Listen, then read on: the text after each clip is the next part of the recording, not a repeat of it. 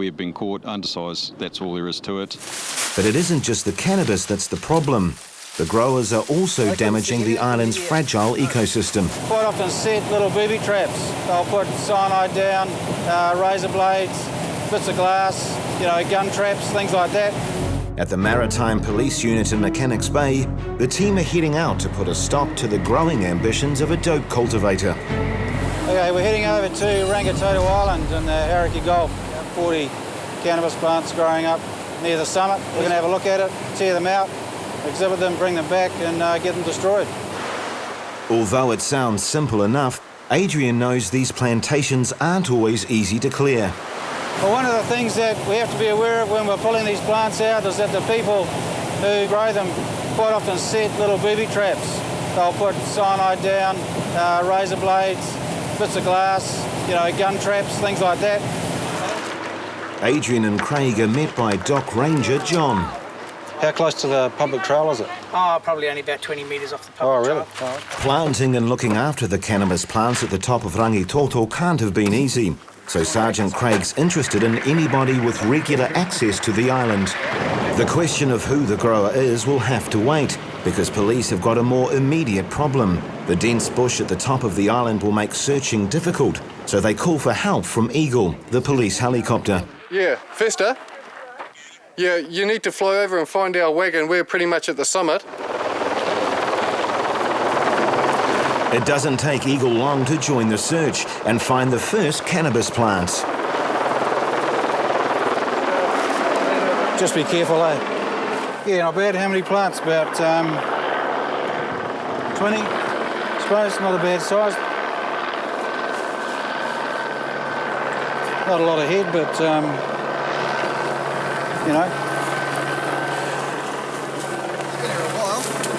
Yeah, I'd say a few months on this.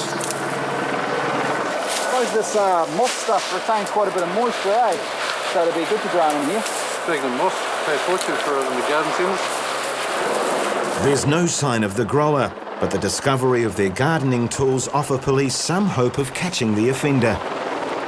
So it's got a spade and a saw, just stuffed under some leaves in there,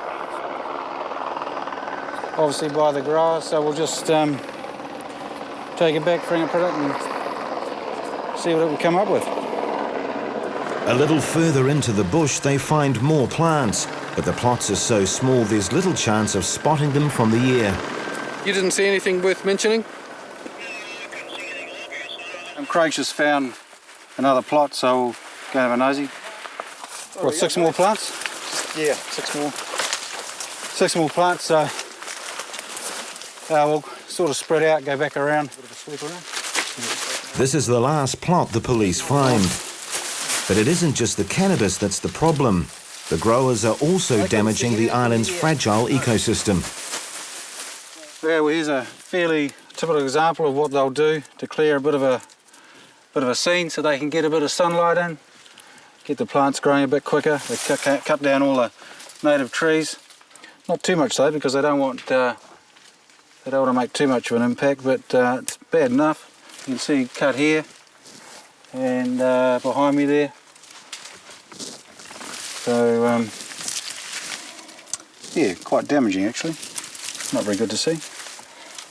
All up, the team have found 3 plots of cannabis and ruined the growing season for at least one group of cultivators.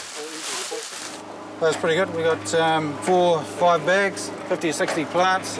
All in all, pretty good day. Although they've got the cannabis, their only hope of catching the offender lies with the spade and saw found on the island. Marijuana plot. So they've just asked me to see if there's any fingerprints on the handles of the spade here and a pruning saw.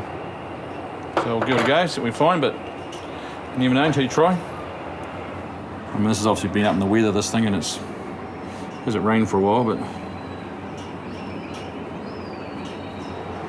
not much there. I said the handles waste time, it's all just rusty steel.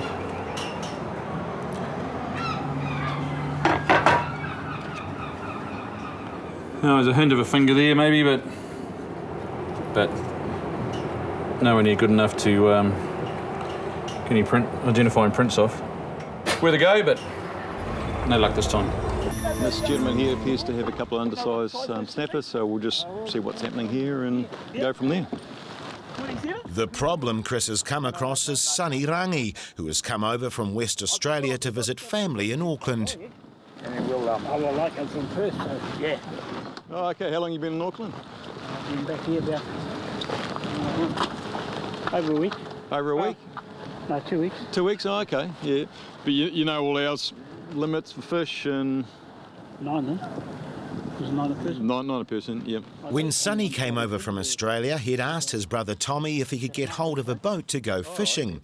But unfortunately, although they're aware of how many snapper they're allowed, they've no idea about size. Just leaves me just on the borderline, didn't it? I can make sure next time. Yes, yes. You've got to be to the tail, to the end of the tail there. Yeah. These just don't make sense. Of the 12 fish in the bucket, 10 of them are undersize, and the way Sonny measures his fish is one of the reasons for the problem. What were you measuring them on? Yeah, right. Just this one there. Oh, the red fish is on there. Oh, it's one you can still read it, mate. You're measuring them from here? I was measuring from here. No, there's zero here. Yeah. But not knowing how to measure his fish is only part of the explanation. Even a passing knowledge of what's allowed would have convinced Sonny and Tommy that their fish were too small. That's okay, guys. What we do now, we'll get some details. Both of you fishing? Yeah. Both fishing. Who caught the fish? Oh, me. I caught here. So you caught some each? Both of us here. Both of you? Okay. Did you catch 5 each, or did you catch one and you... I caught Who caught the most? 5 each, I guess. Yeah? Yeah. Cool. All right, I'm just going to need to get your picture as well, so stand there and smile. Beautiful. Take your hat off if you can, yep. Good looking young fella. With both the men owning up to having undersized snapper, the fishery team moves on to the business of recording the evidence of what they've found. I'll take a photograph, and if you just agree with us that the measurement's the right size. Yeah, yep, no, that's cool. 256. 228, yeah. 228. 228, mate. 251. 244. 211, mate. At 211 millimetres, the smallest of the fish is 60 millimetres below the legal size of 270, and neither of the men can come up with a reasonable excuse for what they've done. My question was, what have you done to make yourself aware of the rules, the fishing rules? Your answer, just looked at the board, didn't look hard enough, didn't take any notice. Is there anything else you would like to add? And you said, not really. We've been caught undersized. That's all there is to it. Read the sign next time. Do you agree that what I have written here is a true and accurate account of what has been said? Sure. Sonny and Tommy each received a $250 fine for having undersized snapper, and Greg gets to return 10 very small fish to the sea.